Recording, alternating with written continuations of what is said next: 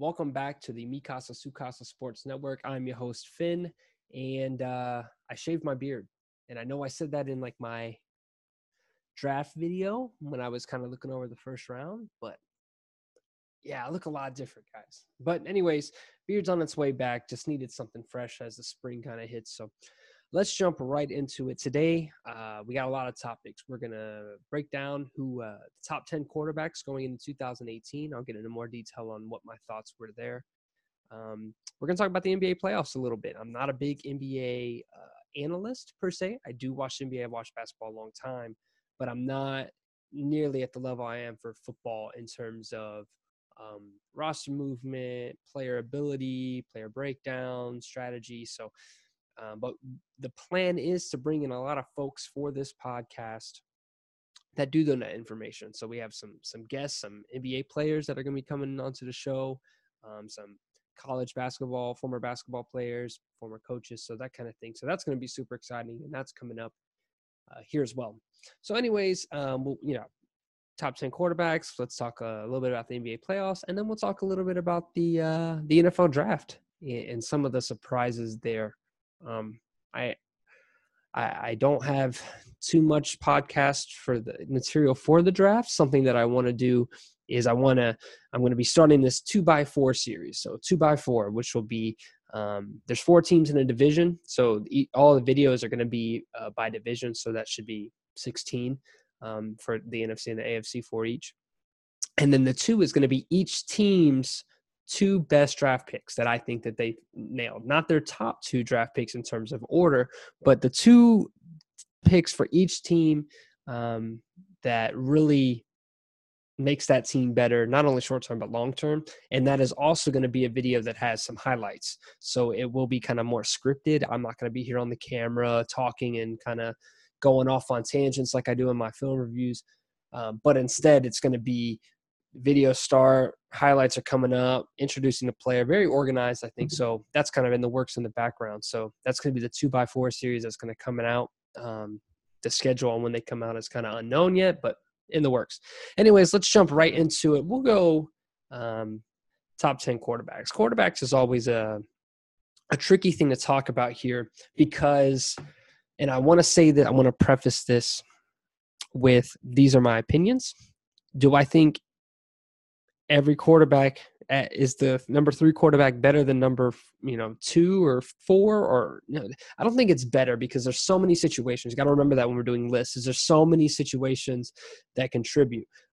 First off, the division that you're in, that is 6 games out of your 16 games in a season.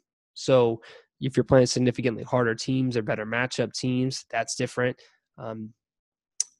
Obviously, the kind of offensive line, the kind of offense you have, even to an extent, how good of a defense you have. How is your defense constantly putting you in situations where you have to score, so you have to change it up, or can you stay on script throughout the game, especially like early in the second half? Are you able to start the second half comfortable and execute your game plan versus having to now deep dive into the playbook, and now you're doing things that weren't as prepared for or scripted to try and get back into a game? So keep that in mind here as I go through this list. And there are some surprises, and these aren't who are the better quarterbacks. This is going into 2018. These are the quarterbacks that I think are going to have, the 10 best performances on the year. Let's just kick it off. Should I go 1 through 10 or should I go 10 through 1? Let's go 10 down to 1. Let's go 10 down to 1. Keep you interested. We'll go Kirk Cousins at 10, Minnesota's new quarterback. I am a very big Kirk Cousins believer. I really think he's got great arm talent. He's got I don't want to say sneaky mobility because he's a white quarterback, but he's pretty mobile. He doesn't really get looked up as a mobile guy, but he is willing, to go and see that the play's not there and make plays with his feet. I think he's in a perfect situation to have a good season. Okay. I mean, you have a top 5 defense that didn't really change outside of losing, I think, 1 interior lineman. I think they lost Sharif Floyd. And they just drafted, in the first round, more help at cornerback. They have 2 of the top route runners in the NFL with Stephon Diggs, Adam Thielen, and a very talented running back coming back from an ACL injury and talented running back depth behind him. I don't know if they re-signed Latavius Murray, or I don't know what the circumstances surrounding that deal were. But Dalvin Cook's a good young running back. That line's getting a little bit better than it used to be back in the Sam Bradford days, and the Teddy Bridgewater days. And I think Kirk is in perfect position to really excel, make the most out of these great route runners. I think he's a very accurate quarterback. And I think he's set to have a pretty solid season. So that's number 10 will be Kirk Cousins. Number 9, this is kind of a shocker, I guess you could say. I think many people might be thinking like Deshaun Watson or Derek Carr or so-and-so. Number 9, I have Eli Manning. And yeah, Eli Manning, the guy that everybody thought was going to be benched this year for, a rookie quarterback, but the New York Giants ended up going second overall, going Saquon Barkley, the running back for Penn State. And he's largely part of the reason why I think Eli is going to have a great season. The first big reason is this receiving core headed by Odell Beckham Jr. Odell is without a doubt top 5 receiver in the NFL. I have him at 3. Really it's dependent on what you want. You could go AJ, you can go Hopkins. I think Julio and AB are kind of there at the top. But, those guys are both hitting 28, 29 years old. Odell is young. Hop is young. AJ's older. He spent a lot of time at college, but Odell Beckham, Sterling Shepard is a very talented slot receiver. Evan Ingram is a very, very talented tight end, big mismatch issue. And then you're adding Saquon Barkley to the mix, a guy, and this offense never really had a running game. I can't even think outside of Tiki Barber, there haven't been really any, Brandon Jacobs, Ahmad Bradshaw, David Wilson was talented, so he got hurt. There wasn't really anybody that came in and just has been Rashad Jennings had a couple good games, got him on your fantasy team, and then didn't do anything. So, Paul Perkins is kind of the guy until this draft. So I think finally addressing the running back position and the linebacker position, but that's a whole different note for you New York Giants fans. So, but that's a big thing. So I think that was, going and grabbing a running back, game-changing running back. And don't get it twisted, man. Eli had a rough year last year. And even the year before, he went 26 touchdowns, I think 13, 14 interceptions. But if you look at the 2 years before that, the Odell Beckham breakout years, those were his best seasons. I think he went 30 touchdowns, 13 interceptions, and then he went 35 touchdowns, 30 interceptions. Both of those seasons were over 4,000 yards. I know in a vacuum, those stats look good, and it's not really the picture. One of the things too is he was only throwing 63, 62 completion percentage. So, maybe that's a question of maybe he was bailed out a little bit. Maybe the yards after catch ability of Odell really helped more. But I think with that offense and a defense that was talented, don't get it twisted. The Giants defense has pretty much all you need in terms of being competitive. Okay. They have superstar safety and Landon Collins. They have a cornerstone pass rusher in Olivier Vernon. They went in and drafted another pass rusher in Lorenzo Carter, the Georgia pass rusher. So if he can come in and compete for that position and be a good rotational pass rusher, if not the starter, that's talent. They went and traded for Alec Ogletree, who's a pretty known, solid tier starting 4-3 inside and outside linebacker. Struggled in the 3-4 of Wade Phillips in LA, but he was a Pro Bowler Actually, I think he was a Pro Bowler as a 3-4 guy. But anyways, he's talented where, at certain things, and he's good for that team. So I think that's definitely a good situation for Eli. And I think he's going to have a really good season, something that, he's not going to be asked to do way too much. And that's going to limit the turnovers, which is really Eli's biggest issue. He's thrown a lot of interceptions in his career. So Eli Manning at 9, that's kind of my reach there. Definitely debatable, but I think that offense has the tools to do it. At number 8 is going to be Cam Newton. When we're talking about guys like Kirk Cousins in Washington that were doing a lot with nothing, Cam is able to do a lot with nothing in terms of receiving core. That Super Bowl season, his top targets were Ted Ginn Jr., Philly Brown, I'm saying, where did those guys, I mean, Ted Ginn, you got to give him credit. He went to New Orleans. He's played well in New Orleans. Maybe he's just a late bloomer in the NFL. But Philly Brown went to Buffalo, didn't really do anything of note. Devin Funchess is a decent, I'd say he's a low-end wide receiver too, but he's not going to be a wide receiver one. He's a big target. Greg Olson's obviously real nice, but I mean, there wasn't really much. Now they went and drafted Christian McCaffrey, played extremely well in his, I wouldn't say limited, but diverse role. And then they went and signed Broncos running back C.J. Anderson, who is he's like Jonathan Stewart 5 years ago. Just a bowling ball, a tackle breaker, a hard north and south runner. And then you're going to have a guy like Christian who can come in the slot, come in and mix things up on third down. So I really like that duo, really like that offense. And Cam is a former MVP, so I wouldn't put it past him to have a good season. So I have Cam Newton at 8. Obviously, one of the best mobile quarterbacks to ever play the game. And I think he's got great arm talent. So number 8. Number 7 is going to be Matthew Stafford. Now, I know I got a lot of Lions followers. I know, from my time riding with the Lions. So, I mean, that's half my views. It's just my Lions friends that are watching this with me. I know you guys probably have Stafford a lot higher than I do. And the real reason why I think Matt Stafford is at 7 versus 5 or 6 is because all the guys after him on this list just have better situations. And by better situations, I mean a proven run game. All of these teams have guys that have superstar wide receivers. Don't get me wrong, we have very talented wide receivers, but I think both Marvin Jones and Golden Tate are going to be behind some of these, maybe the Eagles receivers. I'm giving away my list here, but we definitely have one of the better duos. As a duo, they're together, but on their own separately, they aren't like these amazing high-end superstar. They're good at what they're good at. Marvin Jones is good at winning routes and winning the ball at the highest point. Excellent pass catcher. Golden Tate, phenomenal route runner, phenomenal after the catch ability. But I felt like that offense was always lacking something with Ebron not being able to produce. Because he's that big force in the middle. And that's what everybody in Detroit is kind of excited about, is this Kenny Golladay role. What's his role going to be? Because is he going to be in the slot kind of – I mean, there isn't really like a slot and an outside receiver in this Detroit offense. Golden's going to spend a lot of time in and out of the slot playing outside. When they had Anquan Bolden a couple years back in 2015, he spent a lot of time in the slot. So maybe that's something that they wanted to do, maybe kind of like I think Larry Fitzgerald in Arizona or Seth Roberts in Oakland, where you just have a bigger slot that can, he can block a little bit better to help in that run game.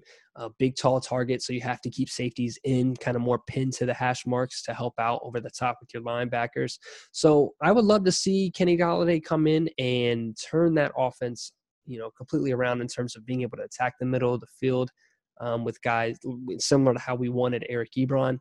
And then also Kerryon Johnson, Auburn running back, being drafted, drafting a center, Frank Ragnow, who could play guard, could play center. So just improving the offensive line, improving protection. I think Stafford's going to have a great year. I think he's a great quarterback. I just think the reason he's at 7 is because I think all the other guys are just in significantly better positions. And I think with the change of staff and kind of philosophy there, it might just take a year. But I think he has absolutely the ability to play higher than these guys. It's just hard for me at this point of the season. But with a run game, with averaging 50, as a team, if we can average 90 yards on the ground as a team, 90 to 120 yards on the ground, Stafford instantly jumps up to like 4. For me. So that's a huge thing. It's just being less reliant on Stafford so that he can flourish in situations where they don't know if it's going to be run or pass. Because when we see Theo Riddick in the game, nobody's respecting the run and nobody's respecting the play action. So just different things. Anyways, number 6 on my list is going to be Matty Ice. Once again, I think Matthew Stafford's a better quarterback than Matt Ryan, but in 2018, I think Matt Ryan's going to have a better season. I think they got probably, I know a lot of people say the steal of the draft is Derwin James to the LA Chargers, but I think the steal of the first round is Calvin Ridley dropping all the way down to Atlanta, because Yeah, they let Taylor Gabriel go. Mohamed Sanu is a solid wide receiver too, nice possession catcher. But I think bringing in a guy like Ridley who can come in and play the slot as well, then can bounce out to that wide receiver two snap position and steal some snaps there from Mohamed Sanu, and then you'll probably see Justin Hardy, the ex-ECU Pirate, come in and play some snaps in the slot, and then the diverse run game that is Devonta Freeman and Tevin Coleman. I think Matt Ryan, it's very similar to his MVP year, and then very sneakily last year. That was a good team last year. They, they went and they beat the Rams in the playoffs, and then what happened against Philly, close game. But I think they were a Julio Jones slip away from beating Philly. That's really what it came down to. Julio Jones slipped. They ran a quarterback sprint out with a comeback, and Julio slipped on the comeback. It was there at the front pylon. You could tell Matt wanted to go there, but Julio slipped, gets up, and then he has to throw this weird jump ball late in the play, and it didn't work out. But almost beat the Eagles. So I think that Matt Ryan has a great potential, great ability, and I think he's going to be able to come in and have a great year. And that'll kind of wrap up 10 through 6 there. Number 5 on my list is going to be Carson Wentz. Carson Wentz, man, tore his ACL late in the season. I think he missed a handful, 3 games, and then still ended the season as the touchdown leader for quarterbacks. I had a conversation, I'll bring this up, about Carson Wentz the other day. And this was a little bit more geared towards Dak Prescott. And people were talking about how Dak had a down year because he didn't have a run game. He was getting, his star wide receiver was struggling. Injuries on the offensive line to Tyron Smith, and then a huge question mark at right tackle. Led to a lot of pressure on the quarterback, inability to work with Dez apparently. And then, the defense, the defense for the Cowboys, they lost a lot of cornerbacks. And they saw a lot of their, I don't know, they just let all their DBs go. Finally, I'm not remembering his name. Claiborne, I want to say his name was Marcus Claiborne. I don't know. He went to the Jets. He had a great season, finally. Finally, one of those LSU backs that, Patrick Peterson, Tyrann Mathieu. I'm getting all the Tyrans and Tyrants mixed up. But then, they let him go. I believe they let Carr go as well. And then Sean Lee spent more time on the injured reserve. He wasn't injured reserve, but he was hurt. David Irving, I believe, was suspended. So there's talent on that defense. There's talent. Jalen Smith, another year in the league playing, just learning that inside linebacker position. They went and grabbed another. Actually, they might move him outside because they grabbed the Boise State linebacker, Van Der Esch. And he's a very talented linebacker, and working with Sean Lee is going to just make those guys that much better.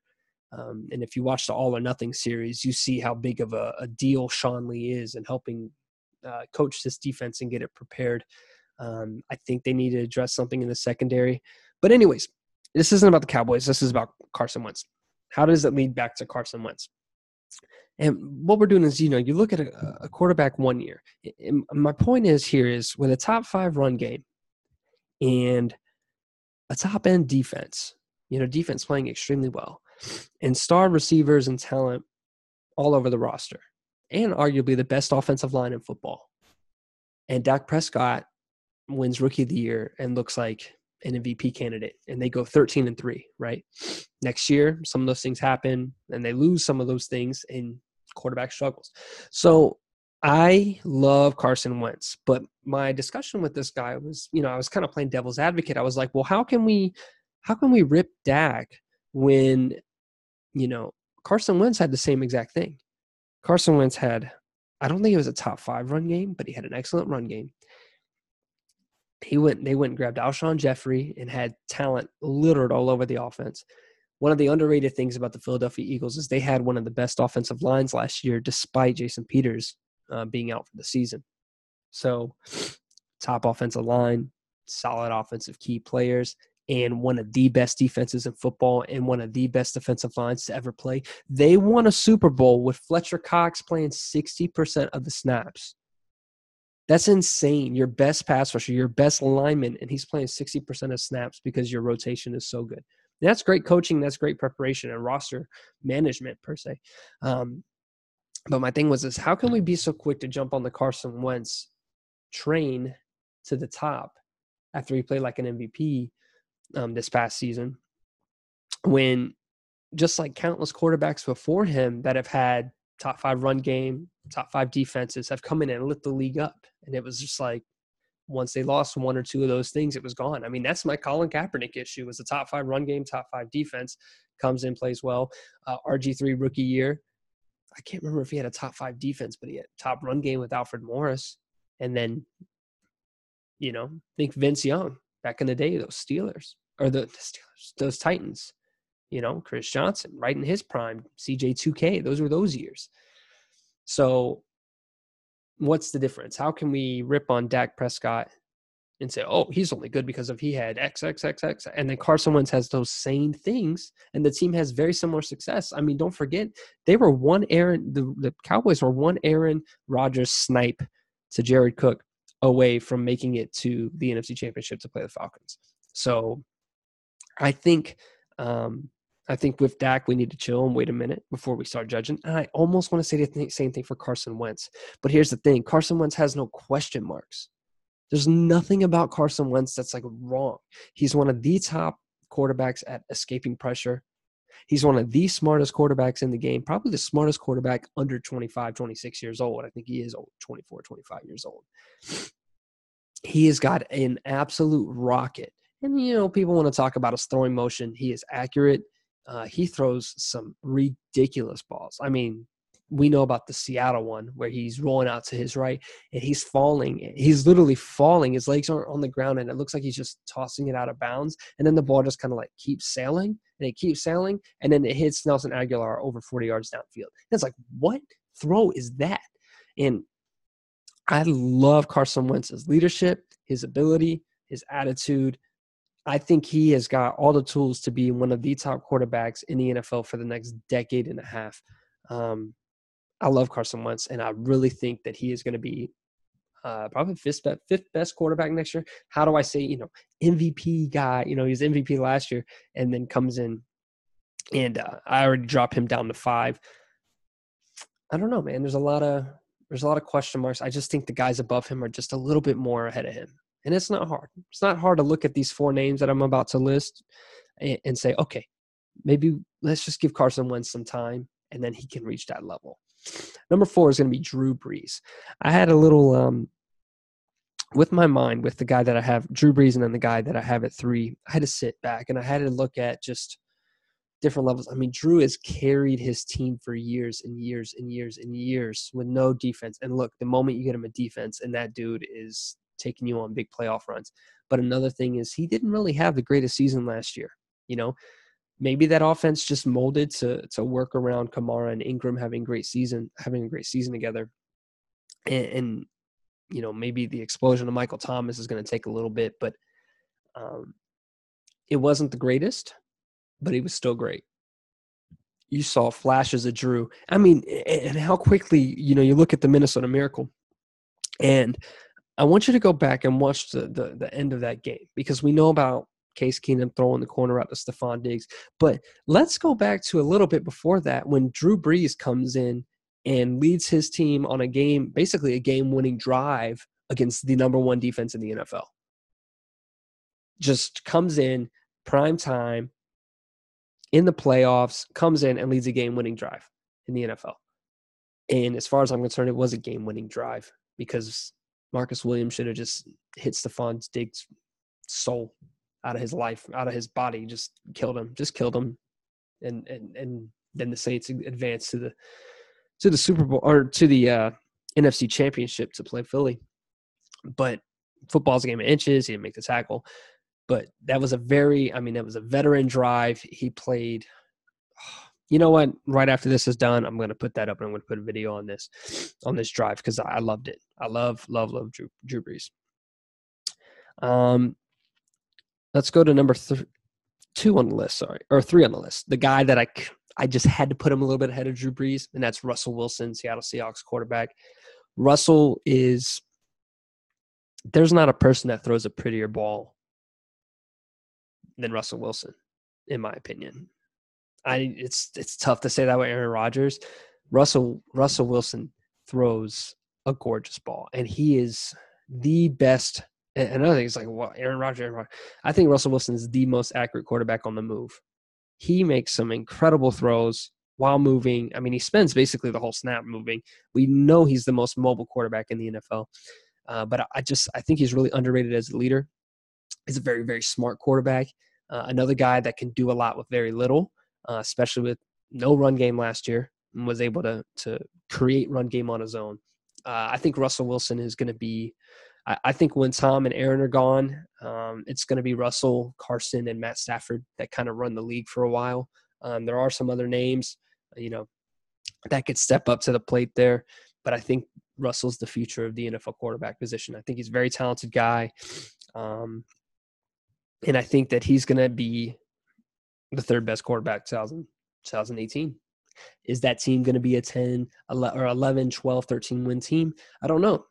There's a lot of changes going on in Seattle, but I will say this, a defense that has Bobby Wagner and Earl Thomas III, I will never count out. I will never count out a defense that has the number 1 free safety and the number 1 middle linebacker in the league. If Malik McDowell can come in and play well, great. If Shaquem Griffin can come in and be a rotational pass rusher, I don't know too much about how Seattle runs, if they run like a joker position at all, but Shaquem can come in and play some snaps. He's a very talented guy. It's going to be on his twin brother to come in and kind of help fill the void at cornerback. But I think that's a good team, especially if Cam Chancellor comes back too, because that's just another guy to throw in there that can play very good football. So number 2, I got Aaron Rodgers, man. And the only thing that you need to know about Aaron Rodgers is he's going to do the same thing he did last year and not last year, but the year before that, and the year before that, and the year before that, except this time he finally has a superstar tight end in Jimmy Graham. They signed Jimmy Graham this year, and it's going to be absolutely ridiculous. It's going to be ridiculous. I'm telling you right now, it's going to be ridiculous. Aaron Rodgers is going to be the second best quarterback in 2018. Obviously this is based on health, but I think he's the most talented quarterback this game has seen in a long time in terms of just having all the tools together, possibly one of the greatest in terms of having everything together to ever play the game. Now you're just giving him, you lose Jordy Nelson, but Devonta Adams, Randall Cobb, Jimmy Graham. Oh, God, that's a nightmare. That's a nightmare. I don't want to be an NFC North defense. It's going to be a bad time. So that's all I have to say about Aaron Rodgers, man. I got tons of respect for the guy. He will always be number 1 or number 2 on my list of quarterbacks until the day he's done. Number 1, the GOAT, the man, the myth, the legend, Tom Brady. He's the MVP, folks. He's the MVP. And Edelman's coming back. Yes, they lost Danny Amendola. Think about it. What he can do with Danny Amendola, Chris Hogan, Malcolm Mitchell, and James White. There's not another quarterback that I know that can really step into that offense and just do it like Tom does it. Yeah, there's Gronk. Don't forget Gronk, if I haven't already said his name. The greatest tight end, I think, to ever play football. I'm very optimistic, the greatest. He's going to be the greatest. I don't know. I try not to be down on players. I think it's really easy to be a broken clock, to kind of be like, oh, he's going to fail. And we just spent all day saying people are going to fail, so that finally when you're right, you're like, oh, I called it. I said he was going to be a bust. It's like, okay, great. You finally are able to say that a player didn't work out. Let's be optimistic, man. I want to see these guys succeed. Tom Brady, man, if he loses Josh McDaniels, I might question a couple things. But bringing in a guy like Sony Michel in this draft, it just proves to me that, just adds another talent to that level or to that offense. Tom Brady, man, it's Tom Brady, guys. It's Tom Brady. I'm not even going to defend it. I'm not even going to say anything. Yeah, they lost Brandon Cooks. I lost Deion Lewis. I don't care. It's Tom Brady, folks. He's the greatest to ever do it. So let's move on. Been rambling for a while, man. Let's recap real quick while I look this up. In the NBA here.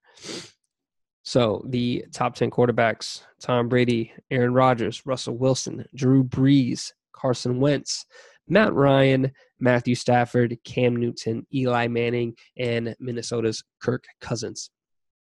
Let's talk a little bit about the NBA playoffs, because I was wrong, folks.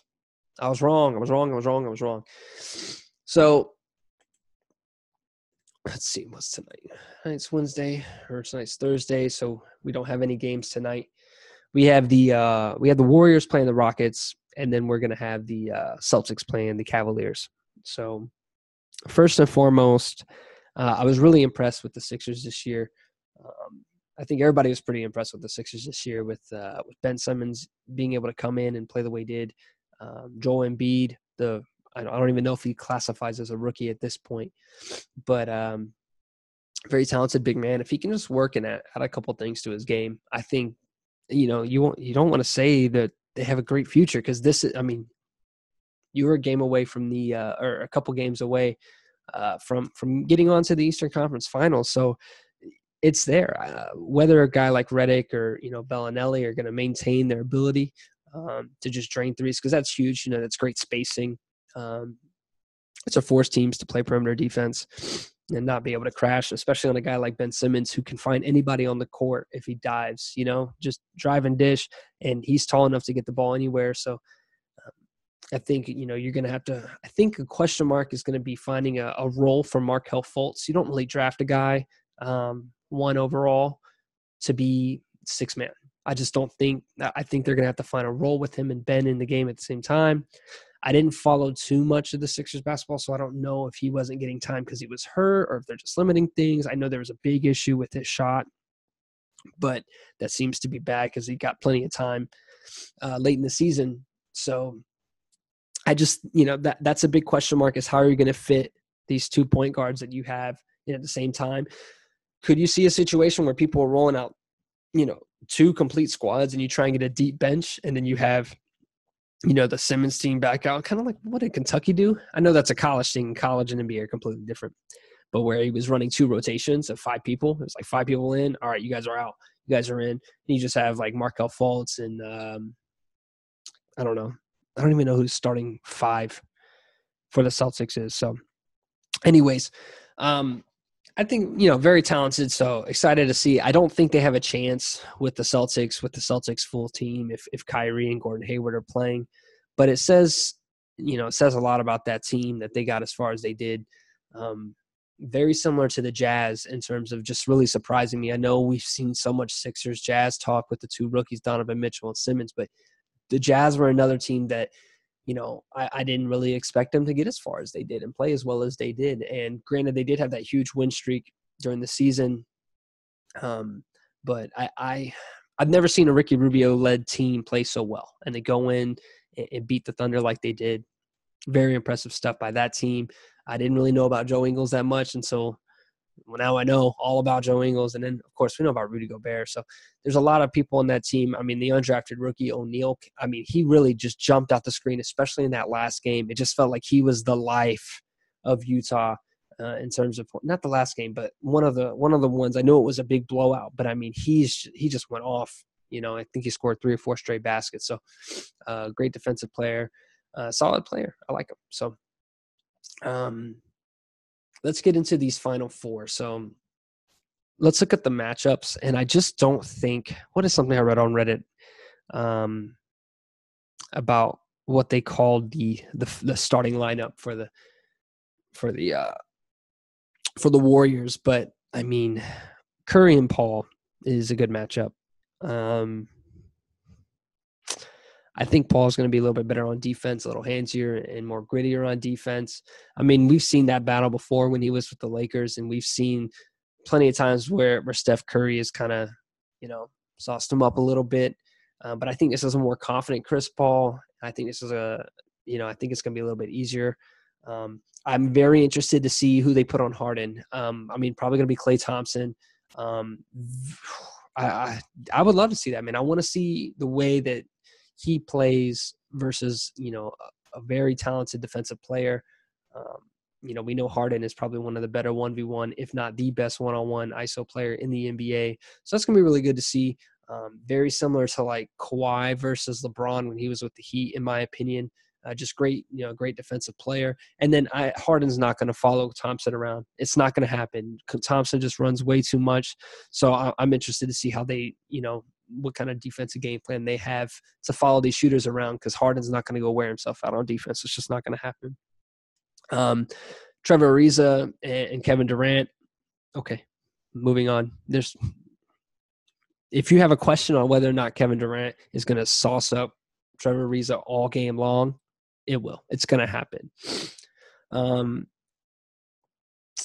know they have great rim protectors for the Rockets. So Capella, that might be some matchup issues with the big men of the Warriors. So another thing to watch out for. I think there's going to be a couple games where the big man of the Rockets just, their ability to run the pick and roll, Harden's going to be on, Paul's going to be on, and they're going to steal a couple games that look really convincing. But I ultimately think that the Warriors are the better coach team, in my opinion. They've been doing this. This is their time. This is their prime situation. So I don't know. I just think I know a lot. It could go either way. I'm going to say the Warriors let's go Warriors in 6. Let's go Warriors in 6. And then now the Celtics and the Cavaliers. Once again, if we're talking about Kyrie Irving and we're talking about Gordon Hayward being on these rosters, it's going to be that would be a great series. But we're not. And I love Brad Stevens, man. I love Brad Stevens. I was a Duke fan during that their Butler run, so I got a lot of respect for Brad Stevens. But I just don't think that there's a chance that they beat this version of LeBron. I mean, just firing on all cylinders. The team is picked up. They shot, I think, 10% better from the field.